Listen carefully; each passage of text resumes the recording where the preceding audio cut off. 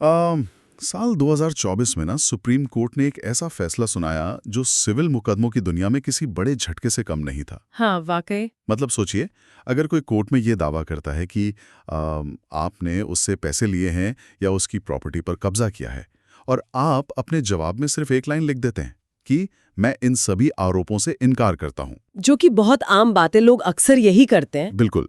तो कोर्ट ये मान लेगा कि आपने वो सारे आरोप स्वीकार कर लिए हैं।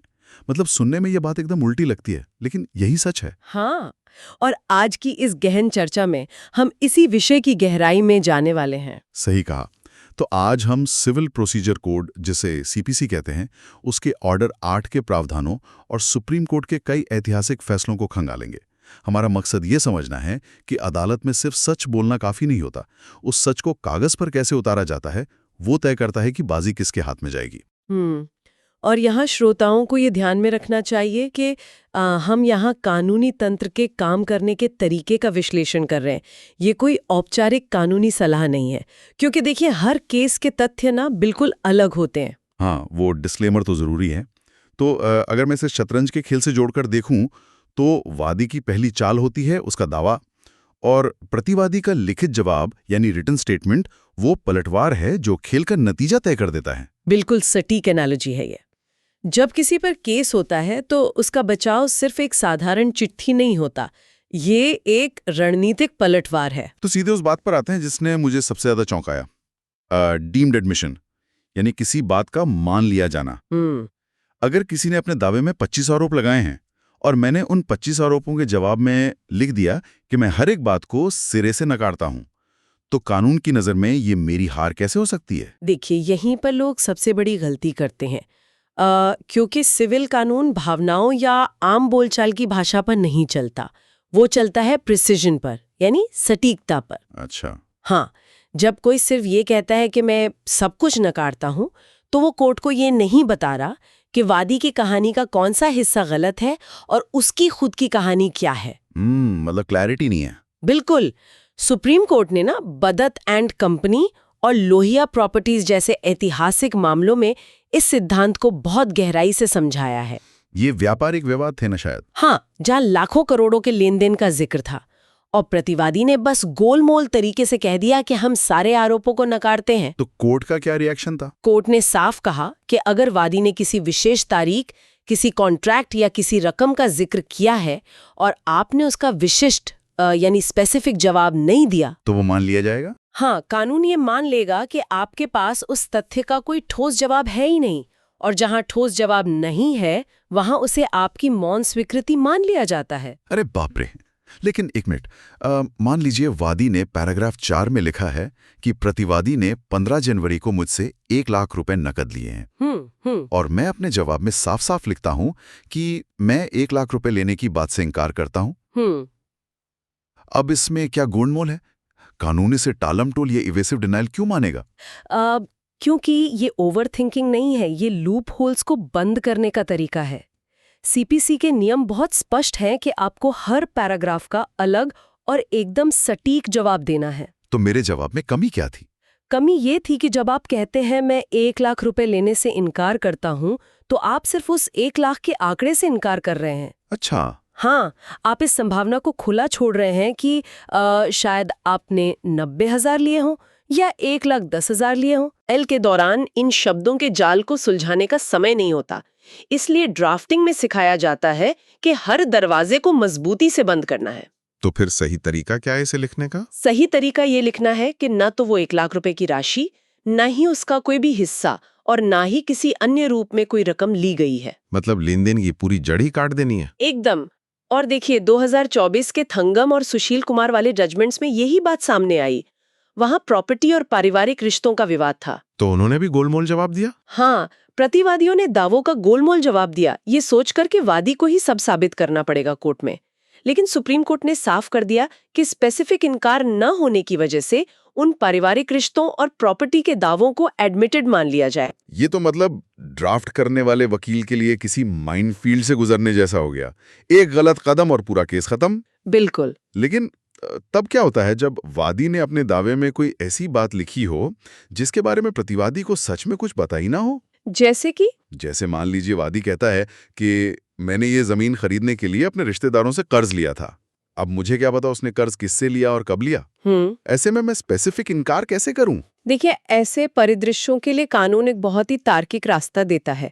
आपको वहाँ ये नहीं लिखना है कि वादी झूठ बोल रहा है। तो क्या लिखेंगे? आपको बस इतना लिखना है कि ये तथ्य प्रतिवादी की जानकारी में नहीं है, इसलिए इसे अस्वीकार किया जाता है। अंग्रेजी में कहें तो not with in knowledge and hence denied. अच्छा, तो जानकारी ना होना भी एक वैध बचाव है। बिल्कुल। और यहीं पर एक और बड़ी रणनीति बात आती है। अक्सर लोग सोचते हैं कि अगर उन पर केस हुआ है तो उन्हें वादी की हर एक बात का विरोध करना ही है। हाँ, एक आम धारणा तो यही है कि सामने वाले को हर बात पर गलत साबित करो। पर ये एक बहुत बड़ी गलती है। तो क्या जो बात सच है उसे मान लेना चाहिए? मेरा मतलब है, अगर वादी ने कहा है कि हमारे बीच एक कॉन्ट्रैक्ट साइन हुआ था और वो सच में हुआ था, तो उसे स्वीकार करने से मेरा ही केस कमजोर नहीं हो जाएगा। बिल्कुल नहीं, बल्कि ये आपके केस को और भी विश्वसनीय बनाता है। वो कैसे? क्योंकि जो तथ्य सच हैं, जैसे किसी दिन मीटिंग होना या कॉन्ट्रैक्ट साइन होना, उन्हें मान लेना चाहिए। आपका विवाद उस कॉन्ट्रैक्ट की शर्तों के उल्लंघन पर होना चाहिए, ना कि उसके अस्तित्व पर। मतलब बेवजह की बातों पर नहीं लड़ना चाहिए। बिल्कुल। जब आप अनावश्यक बातों पर लड़ना छोड़ देते हैं तो कोर्ट को भी समझ आता है कि आपका बचाव एक ईमानदार और ठोस बुनियाद पर खड़ा है। ये तर्क तो एकदम सही है। झूठ मूठ की लड़ाई लड़ने से कोर्ट का भी वक्त ही खराब होता है। अब ये सब सुनने के बाद मुझे ये समझ आ रहा है कि एक फुल प्रूफ रिटन स्टेटमेंट तैयार करने में हर पैराग्राफ को बारीकी से काटने में तो हफ्तों लग सकते हैं। हाँ, समय तो लगता है। तो इसके लिए समय सीमा क्या होती है? क्या कोर्ट इसके लिए महीनों का वक्त देता है? नहीं, समन मिलने के दिन से आपके पास ठीक 30 दिन का समय होता है। सिर्फ 30 दिन? हाँ, लेकिन अगर कोई विशेष कारण है तो अदालत इस समय सीमा को 90 दिनों तक और बढ़ा सकती है। अच्छा, तो कुल मिलाकर 120 दिन का समय होता है। हाँ, मैक्सिमम 120 दिन। पर मान लीजिए मामला बहुत ही जटिल है और कोई व्यक्ति 125वें दिन अपना जवाब लेकर कोर्ट पहुंचता है, तो क्या कोई रियायत नहीं मिलती? देखिए, यहाँ पर हमें मुकदमों की प्रकृति को समझना होगा। ये बहुत दिलचस्प हिस्सा है। सलीम एडवोकेट बार एसोसिएशन और कैलाश बनाम ननुकू जैसे फैसलों में ये स्थापित किया गया है कि जो सामान्य सिविल मामले होते हैं, जैसे कोई जमीन जायदाद का विवाद, हाँ, पारिवारिक या पुश्तैनी फमीन का विवाद, तो वहां ये 120 दिन की सीमा निर्देशात्मक है, यानी डायरेक्टरी है। अदालत न्याय के हित में अगर कोई असाधारण कारण हो तो उस देरी को माफ कर सकती है। चलिए कि तो थोड़ी राहत की बात है आम लोगों के लिए। लेकिन अगर आपका मामला कमर्शियल सूट है, यानी व्यावसायिक मुकदमा, तो कहानी पूरी तरह पलट जाती है। व्यावसायिक मुकदमों में ऐसा क्या अलग होता है? नियम तो नियम होने चाहिए सबके लिए। SCG कॉन्ट्रैक्ट्स इंडिया और देशराज के मामलों को देखें तो सुप्रीम कोर्ट ने वहां एक स्पष्ट लक्ष्मण रेखा खींच दी है। कैसी लक्ष्मण रेखा? कमर्शियल मामलों में ये 120 दिन की सीमा अनिवार्य है, यानी मैंडेटरी। अगर आप एक बड़ी कॉर्पोरेशन है और आप 121वें दिन अपना जवाब लेकर जाते हैं तो क्या होगा? तो चाहे आप कोई भी कारण बता लें, आपका जवाब फाइल पर लिया ही नहीं जाएगा। आपका अधिकार पूरी तरह से समाप्त हो जाता है। बाप रे! पर ऐसा भेदभाव क्यों? मतलब अगर एक आम नागरिक को 120 दिन के बाद मोहलत मिल सकती है, तो एक कंपनी को क्यों नहीं?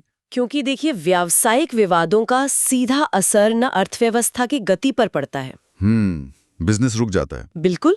अगर करोड़ों रुपए के कॉन्ट्रैक्ट्स पर सालों साल अदालतों में बहस चलती रही तो व्यापारिक माहौल और विदेशी निवेश दोनों को भारी नुकसान पहुंचता है। ये बात तो है।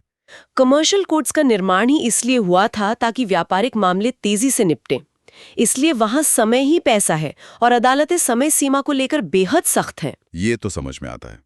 तो मतलब समय के खिलाफ दौड़ना तो तय है। लेकिन मान लीजिए मैं एक प्रतिवादी हूं और मेरे पास 120 दिन का समय भी है। लेकिन मैं ट्रायल के उस लंबे चक्रव्यूह में फंसना ही नहीं चाहता, जहां सालों तक गवाहियां चलें, सबूत पेश हों। क्या कोई ऐसा स्ट्रक्चरल तरीका है, कोई ऐसी ड्राफ्टिंग तकनीक है जिससे बिना लड़े ही वादी के केस को पहली सुनवाई में खत्म किया जा सके? हाँ, और यहीं पर रिटन स्टेटमेंट की असली ड्राफ्टिंग कला काम आती है। अच्छा। इसे हम एक इमारती ढांचे या नेस्टेड सिक्योरिटी डोर्स की तरह समझ सकते हैं। नेस्टेड सिक्योरिटी डोर्स मतलब एक के बाद एक दरवाजे? बिल्कुल। जब वादी का केस अदालत के दरवाजे पर आता है तो आप उसे सीधे तथ्यों के अखाड़े में नहीं ले जाते।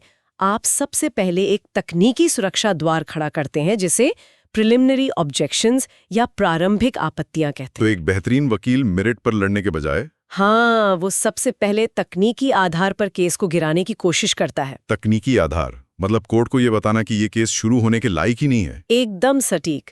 दाही बेन के मामले में यही सिद्धांत बहुत प्रखर रूप से सामने आया था। उसमें क्या हुआ था? देखिए, मान लीजिए वादी ने किसी कर्ज की वसूली के लिए केस किया है, लेकिन उस कर्ज को हुए 4 साल बीत चुके हैं। अब कानूनन मियाद या लिमिटेशन पीरियड 3 साल का होता है। तो आप अपनी प्रारंभिक आपत्ति में सबसे पहले लिखेंगे कि ये सूट समय सीमा के बाहर है। और अगर ही बात सही साबित हो गई तो वादी को गवाह या सबूत पेश करने का मौका ही नहीं मिलेगा। केस वहीं का वहीं खारिज हो जाएगा। क्या बात है, बिना लड़े ही जीत। और क्या आधार हो सकते हैं इन प्रारंभिक आपत्तियों के? जैसे अधिकार क्षेत्र या जुरिस्डिक्शन का ना होना। मान लीजिए प्रॉपर्टी मुंबई में है और केस दिल्ली में फाइल कर दिया गया, तो वो भी खारिज हो सकता है? बिल्कुल। या फिर रेस जुडिकाटा, जिसका मतलब है कि इस मामले पर पहले ही कोई अदालत अपना फैसला सुना चुकी है, इसलिए इसे दोबारा नहीं खोला जा सकता। तो ये वो पहला दरवाजा है जो वादी को ट्रायल के कमरे में घुसने से रोकता है। और अगर वादी इस पहले दरवाजे को पार कर ले, तब हम उस पैराग्राफ वार जवाब या दूसरे दरवाजे पर आते हैं जिसकी चर्चा हमने शुरुआत में की थी। जी हाँ, और उसके बाद आता है तीसरा और सबसे आक्रामक दरवाजा। वो क्या है? न्यू फैक्ट्स और काउंटर क्लेम। अच्छा। देखिए, अगर वादी ने आधी कहानी बताई है और कोई धोखाधड़ी छुपाई है, तो प्रतिवादी को वो सारे नए तथ्य इसी दस्तावेज में रखने होते हैं।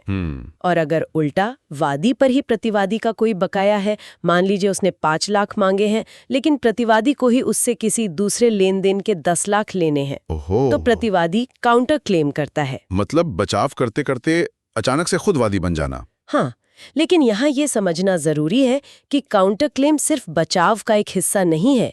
ये कानूनी रूप से अपने आप में एक स्वतंत्र और नया मुकदमा है जो पुराने मुकदमे के भीतर ही लड़ा जाता है। अच्छा, मतलब एक केस के अंदर दूसरा केस। बिल्कुल। इसीलिए जब आप काउंटर क्लेम दाखिल करते हैं तो आपको उसके लिए अलग से कोर्ट फीस भी चुकानी पड़ती है। बाप रे, ये पूरी प्रक्रिया सच में किसी भूल भुलैया जैसी है, जहाँ हर कदम पर एक नया नियम लागू हो रहा है ना? लेकिन अब तक हमने ये मानकर चर्चा की है कि प्रतिवादी बहुत एक्टिव है और अपना बचाव बेहतरीन तरीके से ड्राफ्ट कर रहा है। लेकिन चलिए सिक्के का दूसरा पहलू देखते हैं। मान लीजिए समन मिलने के बाद भी अगर कोई व्यक्ति तय समय सीमा में कोर्ट में अपना रिटन स्टेटमेंट दाखिल ही ना करे तो क्या होगा? ये बहुत ही दिलचस्प सवाल है, क्योंकि सामान्य तर्क तो यही कहता है कि अगर रेस में एक ही खिलाड़ी दौड़ रहा है तो वही जीतेगा। अगर मैं अपना बचाव नहीं रख रहा तो वादी को तो ऑटोमेटिक जीत मिल जानी चाहिए, है ना? सामान्य तर्क यही कहता है, लेकिन न्याय का सिद्धांत इस तरह की डिफॉल्ट सेटिंग पर काम नहीं करता। अच्छा। बलराज तनेजा का मामला और 2024 में आए कुछ हालिया सुप्रीम कोर्ट के जजमेंट्स इस भ्रांति को तोड़ते हैं। ये सच है कि जवाब दाखिल न करने पर कानून एक प्रक्रिया देता है, लेकिन कोर्ट कोई मैकेनिकल डिक्री, मतलब आंख बंद करके फैसला। हाँ, आंख बंद करके फैसला नहीं सुना सकता। लेकिन अगर मैंने जवाब ही नहीं दिया तो मेरे खिलाफ फैसला सुनाने के अलावा कोर्ट के पास विकल्प ही क्या बचता है? विकल्प ये है कि कोर्ट वादी से सवाल कर सकता है। सीपीसी के रूल 10 में ये प्रावधान है कि कोर्ट प्रतिवादी के खिलाफ फैसला सुना सकता है, लेकिन ये शक्ति परमिसिव है, यानी वैकल्पिक है, मैंडेटरी नहीं है। मतलब कोर्ट मजबूर नहीं है वादी के पक्ष में फैसला देने के लिए? बिल्कुल नहीं। कोर्ट ये देखता है कि वादी ने जो दावे किए हैं क्या वे अपने आप में पुख्ता हैं भी या नहीं। तो मतलब वादी को खाली मैदान मिलने के बाद भी अपनी दौड़ पूरी करनी होगी? 100%। कानून का एक बहुत पुराना और बुनियादी उसूल है कि वादी को अपने ही पैरों पर खड़ा होना पड़ता है। वो प्रतिवादी की कमजोरियों या उसकी गैर मौजूदगी का फायदा उठाकर नहीं जीत सकता। क्या बात है। अगर वादी के दस्तावेजों में ही विरोधाभास है या उसका दावा पहली नजर में ही संदेहास्पद लग रहा है, तो कोर्ट उससे कहेगा कि ठीक है, सामने वाला जवाब देने नहीं आया, लेकिन आपको अपना केस सबूतों के साथ साबित करना ही होगा। मतलब बिना सबूत के कोई जीत नहीं? हाँ, यहाँ तक कि अगर वादी के सबूत कमजोर हैं, तो प्रतिवादी की अनुपस्थिति के बावजूद वादी का केस खारिज हो सकता है। ये तो अदालत की निष्पक्षता का एक बहुत ही शानदार उदाहरण है। अदालत सिर्फ एक स्टैम्प पेपर नहीं है जो किसी की भी गैर मौजूदगी में दूसरे को विजेता घोषित कर दे। बिल्कुल सही कहा। अदालत न्याय की रक्षक है, सिर्फ नियमों की मशीन नहीं। वाकई। इस पूरी चर्चा ने ना रिटन स्टेटमेंट को देखने का नजरिया ही बदल दिया है मेरा। जो दस्तावेज पहले सिर्फ एक औपचारिकता लगता था, वो असल में एक बहुत ही सदी हुई कानूनी रणनीति है ना? एक मजबूत हथियार की तरह। बिल्कुल। तो अगर हम आज के इस पूरे विश्लेषण को समेटें, तो सबसे पहली बात जो निकल कर आती है वो है स्पेसिफिक डिनायल की ताकत। मतलब गोलमोल इंकार से बचना है और हर आरोप का सटीक बिंदुवार जवाब देना है। और दूसरी अहम बात है समय सीमा का सम्मान करना। वो एक 120 दिन की टिक टिक करती घड़ी खासकर कमर्शियल मुकदमों में किसी का इंतजार नहीं करती। सही बात है। और तीसरा, अपने बचाव को ही अपना हथियार बनाना। मतलब प्रारंभिक आपत्तियों के जरिए वादी के केस को तकनीकी रूप से चुनौती देना और जो सच है उसे स्वीकार करके अपनी विश्वसनीयता बढ़ाना। एकदम परफेक्ट समरी है ये। अब इन सभी बारीक कानूनी पेचों और सुप्रीम कोर्ट के फैसलों पर बात करते हुए मेरे दिमाग में एक अलग ही विचार आ रहा है। अच्छा, क्या?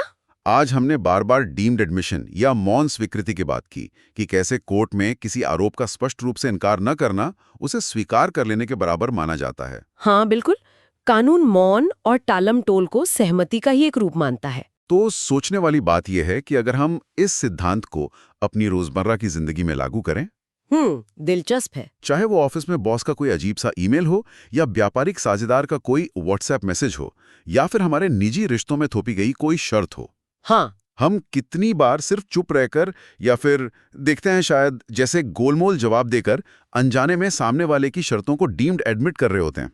ये तो बहुत ही गहरा विचार है। मतलब स्पष्टता सिर्फ अदालतों में नहीं, जीवन के हर संवाद में जरूरी है। बिल्कुल। कानूनी दुनिया हो या असल जिंदगी, शायद हम सभी को अपनी सीमाएं और अपने जवाब थोड़ी और स्पष्टता के साथ ड्राफ्ट करने की जरूरत है, ताकि हम बिना लड़े ही अपनी बाजियां ना हार जाएं। एकदम सही बात है। तो अगली बार जब जीवन या काम में कोई आरोप या शर्त सामने आए, तो ये याद रखना बहुत जरूरी है कि कहीं हमारा टालमटोल वाला जवाब या हमारी चुप्पी हमारी मौन स्वीकृति ना बन जाए। बिल्कुल। और इसी विचार के साथ हम आज के इस गहरे विश्लेषण को यहीं विराम देते हैं। इस चर्चा से जुड़ने के लिए बहुत बहुत धन्यवाद।